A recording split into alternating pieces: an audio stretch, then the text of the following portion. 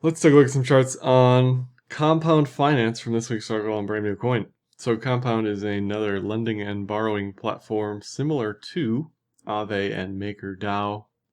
It is third in total value locked, accounting for, I don't believe, every one of these assets. I'm pretty sure on DeFi Pulse, where it's tracked, it doesn't include some of this stuff, but I don't know. I don't know what DeFi Pulse does and doesn't look at. Each of these platforms has a variety of assets.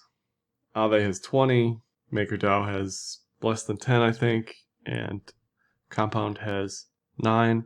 So what you can do is you can non-custodially connect something like MetaMask, move in your USDC, for instance, collect a yield on that or an interest or return, and this is the borrow rate for people on the other side of that trade. And in general, it's pretty basic and simple. All these borrowing and lending platforms pretty much work the same. There's slight tweaks, but it's rather easy to do from a usability standpoint, which is good. That's what you need. It needs to be seamless and happen in the background and just occur with a couple clicks. Now, they released a token called COMP, C-O-M-P, all caps. And to me, to the layman, any governance token is a bit of a joke. I mean, we can look at the classic example of ZRX. I love the protocol. I've always loved the protocol. I love DEXs. Doesn't need a token, right? You could say the same thing about any governance token. I'm not just picking on comp here. So, to me, the governance is part of it is great. Obviously, it's quote unquote decentralized. You need 100,000 comp to vote for these proposals. But I think the problem is people are using, and maybe this is just natural and what needs to happen, but it feels like people are using comp as a proxy for the success of the protocol. And I don't think that's one-on-one in my mind. Like, what are you buying when you buy comp, right? Are you buying rights to vote on the protocol, or are you just hoping to sell it later for a higher price? That's why most of us are here anyway. So I don't want to use the term disingenuous. It is what it is, but it seems a little odd. All of these governance tokens to me seem a little odd. Here were the last few proposals. They get executed fairly quickly. The upgrading, changing system seems seamless. Something else that's a bit of an issue is, if you're voting by weight and the VCs that got in early have most of the comp. Now, granted, Bain hasn't voted in anything, but A16Z isn't ever going to vote for something, or Polychain, right?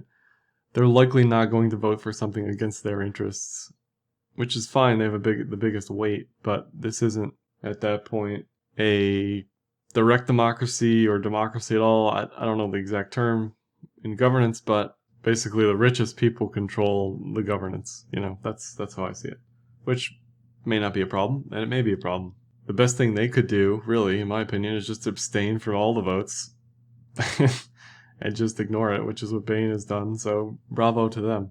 Now, if we look at the total value locked in comp, some of this is double counted, some of this is blah, blah, blah. Like, there's all sorts of caveats when we're looking at total value locked. It's just an estimation. It may not include all of the assets listed on the website or in the protocol, but you can't ignore, it's just, right, it looks like the price chart for the token, just up and to the right, between 3 and 3.5, maybe a little bit more today, but just straight mega moon as far as people using the protocol, the product, borrowing and lending, using it for speculation. It was essentially zero until mid-year last year, picked up some steam, and then it's just, since October, it's just been out of sight, right? If we look at the transaction count and mean transaction size for comp, not as bullish as Uni, for example, Uniswap token, another governance token. Uni, to contrast it, their active addresses, their transactions per day are all moving up.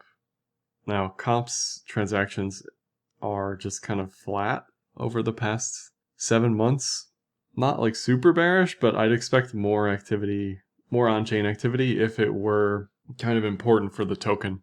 I mean, MakerDAO is a classic example of a governance token that just kind of did nothing for a while as far as on-chain activity. It was just kind of held in the ivory towers of the VCs, and they would vote on things every once in a while. A16Z had another hand in that as well. I had to stop doing articles on MakerDAO because the on-chain stats were so uninteresting, and the fundamentals were so uninteresting at that time that kind of nothing was happening. And the comp on-chain stats remind me of that very much here. I would expect more out of a token that's super bullish on the chart, hitting all-time highs, to have some sort of increase in token activity on chain. Transaction sizes are moving up, but that's because of the price. That's my read on it anyway. If we look at active addresses, again, they're down over the past 3 months. They're up over the past few days. NVT is extremely low relative to where it was and historically, so that's super bullish. So that's kind of the only thing that makes sense. NVT is an inverse metric of economic utility.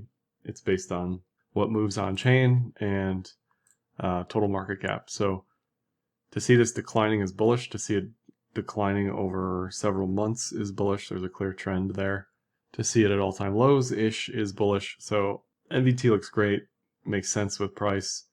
There's a bit of a bearish divergence with the active addresses and transaction counts, though, because when you look at this chart, it's since November just straight up, right? So you'd expect the on-chain stats to match that, and I just don't see it. If we do flip gears to technicals, 5200 EMA, this is the 12-hour chart, Binance, VPVR, yearly pivots, which I shouldn't be using because there isn't a full year of price activity to actually calculate these, but it just calculates it based off what's available, and RSI. So it is at an all-time high based on Binance chart. I think everywhere. I think it just opened here. It might have opened somewhere else on a wick, but it's effectively an all-time high around 350. As with any of these tokens, 100, 200, 300, any psychological level is going to be support resistance. 350, 450, 550, all that's going to be psychological support resistance. Yearly pivots are telling you 250 is support if this breaks down. It's basically at resistance here. The next climb in the ladder would be 450 if this is successful on the way up. If this crumbles all the way down, 250 looks like a really good price. It's the previous all-time high. It is yearly pivot. It's the 50 period moving average. Now, if all of that fails, then you're looking at 150 as far as additional supports with the yearly pivot and the 200 period EMA. There is a bit of bear div here, rising price, falling RSI. It's subtle, but it's there. This can get canceled out pretty easily if, for example, there's higher highs here and RSI moves higher, then that bear div is canceled. But this move, even, it's moved up whatever 400% since November, and then just in the past few days, it's moved just basically straight up. It's gone from 250 to 350 in the past few days.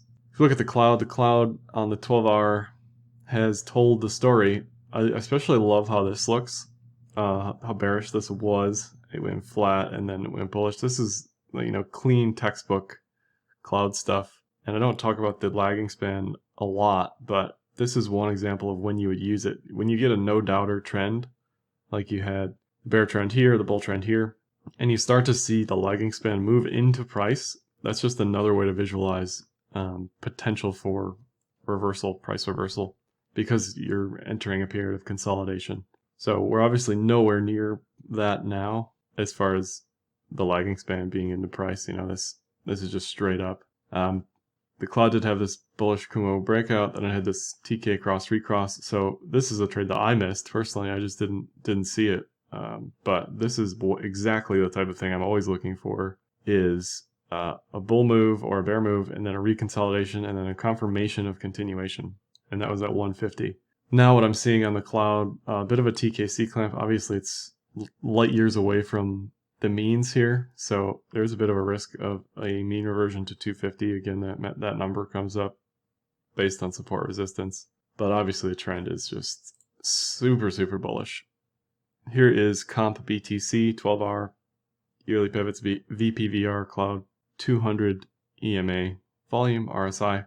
Less of a bear div, but still, I could argue a bear div here. I like, and again, you're seeing this TKC clamp, you're seeing price a million miles from the 200 moving average, or kilometers, not to ignore our friends across the pond, but there's a big risk here for a mean reversion as well to 0075, I'd say, somewhere in there. There's plenty of price cushion here for support at 007. So this is also incredibly bullish. It's above the 200, it's above the cloud. I like resistances at the yearly pivots up here, 013, 02, 2, something like that. So overall, comp looks great. People are clearly using the protocol. The TVL, total value locked, is skyrocketing over the past few months. I would just expect more out of the on-chain activity for the token. I'm not a big governance token guy. I don't really understand why the tokens are necessarily worth anything. And if you're confused about that, just look at MakerDAO. Look at some of the early ZRX.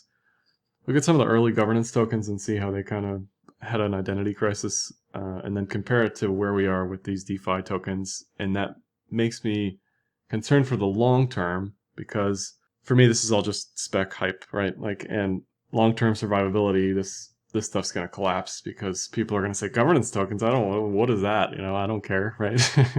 This isn't some store of value. This isn't a medium of exchange. It's kind of its own. It's an attempt at being its own thing in a utility token. Nevertheless, technicals look fantastic on both the USD and BTC pairs, with tons of momentum over the past few weeks.